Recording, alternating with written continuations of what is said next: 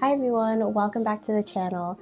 It's been about 2 weeks since I've recorded the last video and we are finally back home. We were away on our trip to Hawaii for about 10 days and we've been home for 4 to 5 days. But right when we got home, we both got sick. We had gotten home at like 4 a.m. and slept for a few hours and we're feeling pretty okay. And then when we woke up, we just were sick with something and we've kind of been like resting ever since. So it's been a little bit since we've gotten home, but I just wanted to drop in and I'm going to be showing you around the garden so we can see what it looks like after 2 weeks of being away.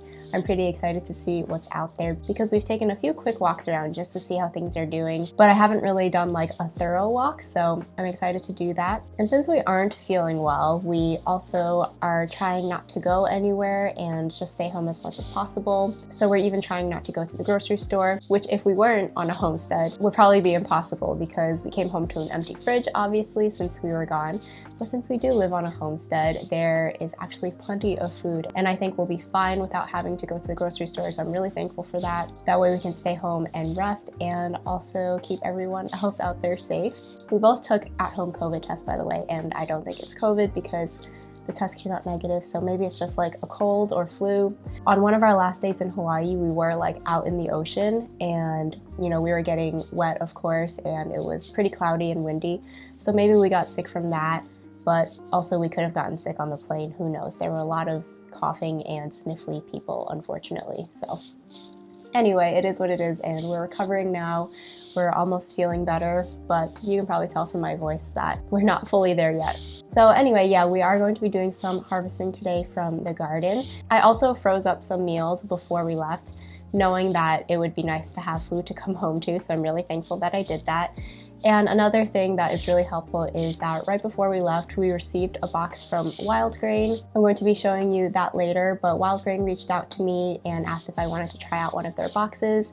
They are a service that delivers ready-to-make bread and pasta to your door. And I had never heard of them, but I really liked the idea and I was reading about them on their website. They send you high-quality products like sour bread doughs, handmade pastas, and I was really excited to try them out because if you have watched some of my videos around here, especially the cooking ones, you'll know that I love bread. We are definitely a bread family. I don't think we would ever be like a carb-free family unless, God forbid, we become gluten intolerant, but hopefully that never happens. But yeah, anyway, we are definitely bread people. We love eating bread and I also love making bread, but it is really nice to have ready-to-bake bread around in your house, especially in times like this. I'm so thankful because I don't really have the energy to be baking fresh bread, especially sourdough bread. So having ready-to-bake bread in the freezer is just going to be really nice this week. I'm going to be trying out one of their loaves of bread in this video and also in the following weeks. So I'll show you everything that came in the box in just a little bit. And then we're gonna go out in the garden and see how everything has changed and also do some harvesting.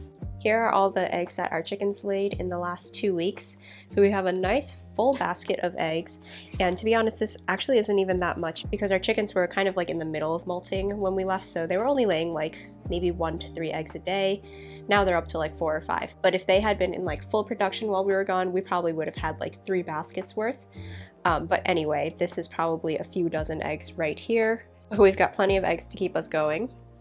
I do also have some souvenirs that we brought back. I like to bring souvenirs in the form of food because who doesn't like food? And also then it's not something you have to like keep forever.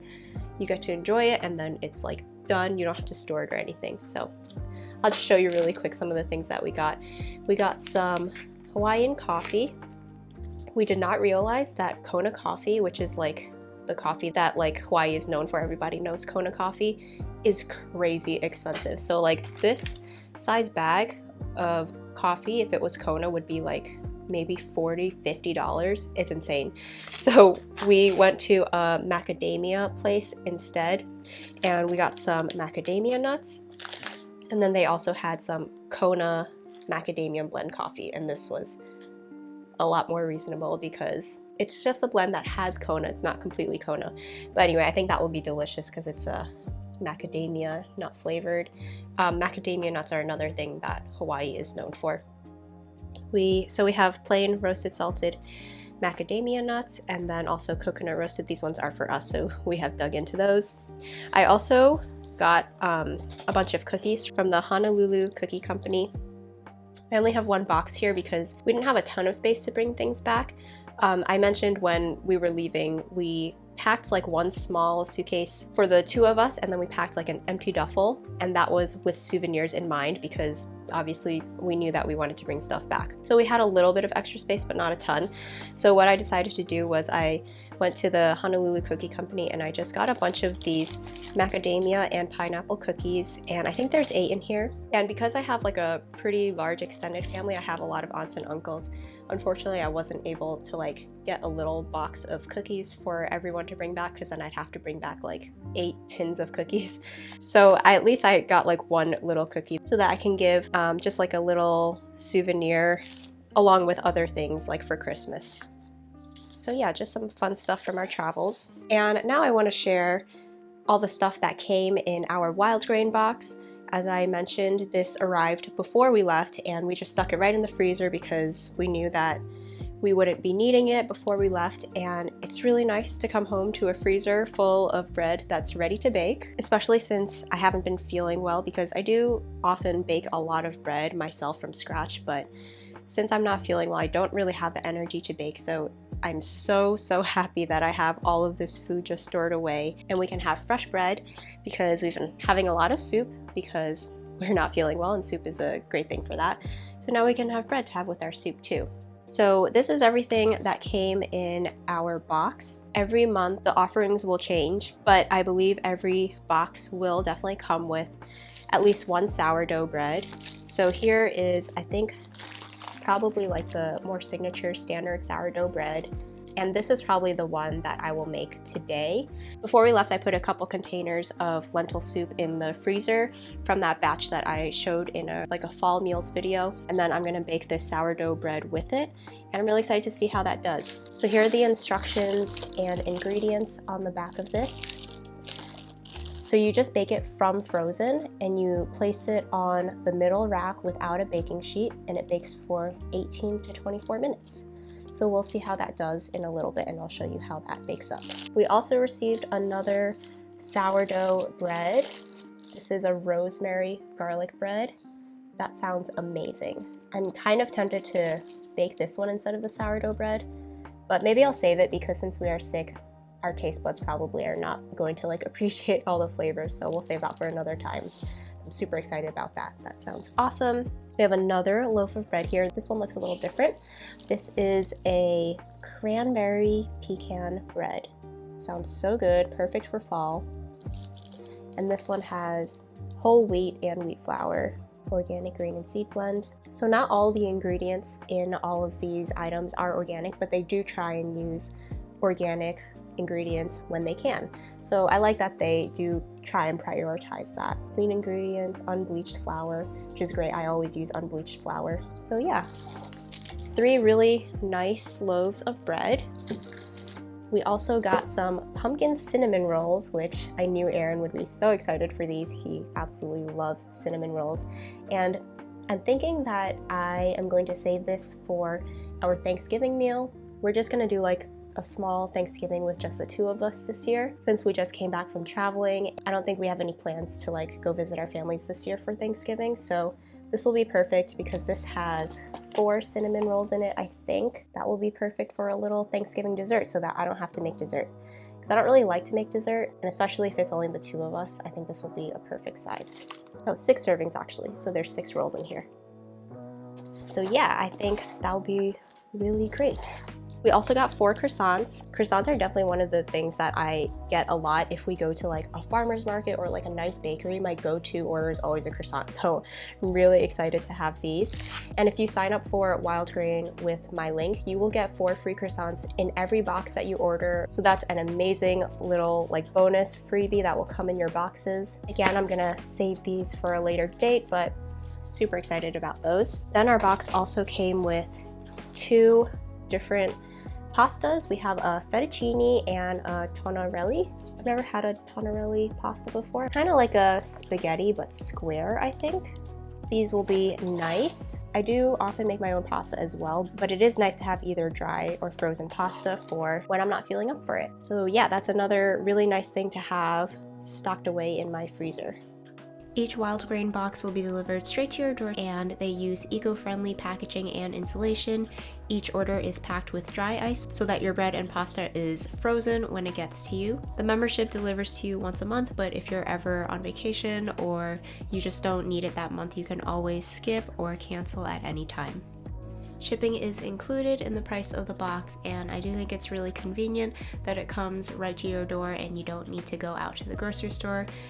Especially because for these really high quality products, for us at least, we would have to go pretty far to get a similar quality of product. So it really saves us a long trip. And I especially like that they send you a lot of sourdough and slow fermented products, because anything that has gone through a fermentation process, it makes it healthier and easier to digest. I also have always loved the idea of these boxes that come to your door where it's kind of a little bit of a surprise. You always know that you're gonna get like some kind of pasta and some kind of bread, but since it changes every month based on seasonal ingredients, every time it will be a little bit different. So I think it's just really fun to open up a package and not completely know what's inside. It's a little bit like opening a Christmas present. If you want to try out WIldgrain, I have a promo code for you, and you can find it in the description box. And I'll also put it on the screen here. The first 50 people who use our link or our promo code will get $10 off their first box to try out WIldgrain, and you will also get 4 free croissants in every box. I was planning on doing kind of like a recap, debrief of our trip in this video, but I think that's gonna have to wait for another day when I'm feeling a little bit more up to it. But that video will probably be coming next week, so I can share some of the fun things that we did on our trip. So let's take a little look outside and see how things look different after 2 weeks being away. So over here in the bed where we planted our garlic, it has all come up and is starting to show some above ground growth. There was nothing at all when we left, so all of this growth is new. It was pretty warm while we were gone. I think the whole week to 10 days, I think it was like in the 70s during the day and sunny, so it was absolutely beautiful. We kind of missed out on that beautiful weather. So I think a lot of things grew a lot during that time. Oh, looks like this one didn't get planted. So yeah, everything's looking pretty good. Looks like we got really good germination on those. Everything is spaced really nicely. And then on the other side, where we planted a few more heads of garlic or cloves of garlic, those are coming up on that side as well. And here's some stuff we have to go through today. So the kale has grown a lot since last time. That's looking really good. There is some caterpillar damage, and I've picked off a few, and we are going to get some cold weather next week. So hopefully that will kill off the rest of the caterpillars. And today we have to get to some of this bok choy because it is starting to bolt. So these 2 heads I think we'll pick today.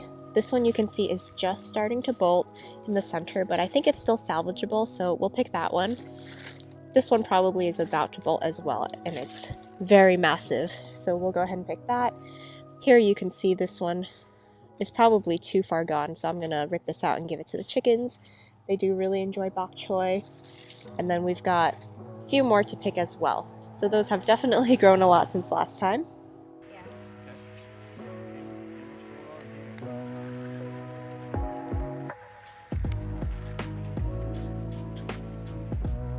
Oh, the whole thing. Wow. Boy.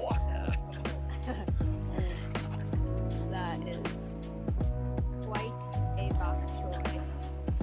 Oh my god, look at the size of that. Wow.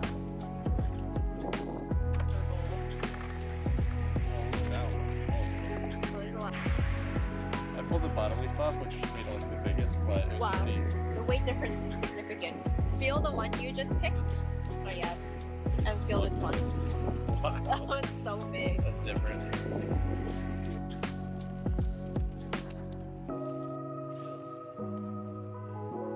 Still pretty big for a bok choy. You usually like to cook it all like restaurant, but I can leave it for now. If he wants to give it to me. Yeah. Pick the bigger one.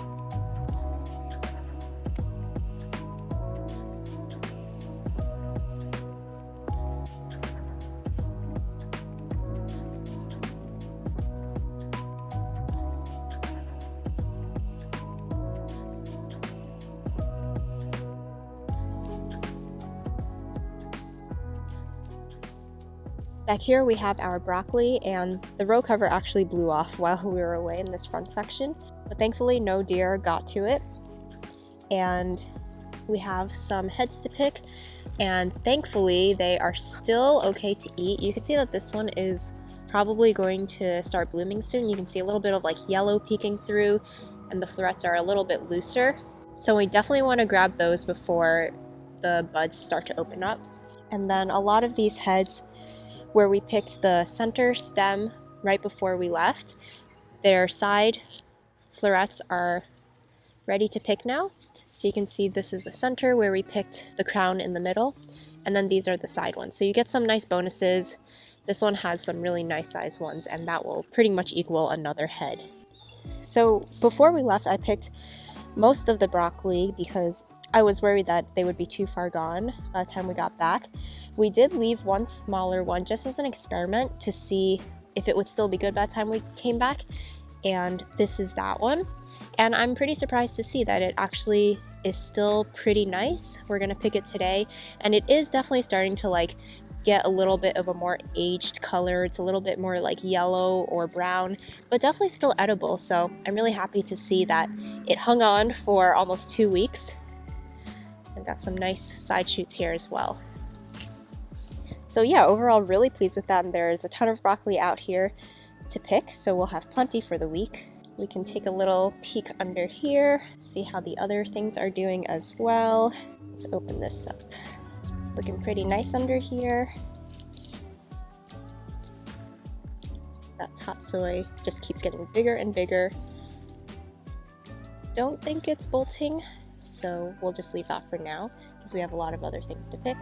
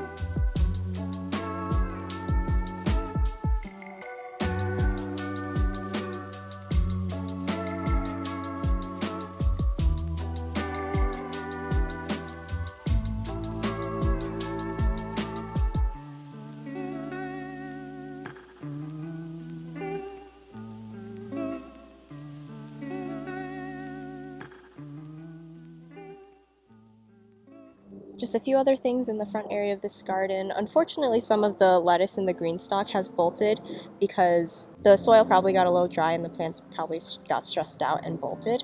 It also might have just been too warm. In this bed, things are looking really nice.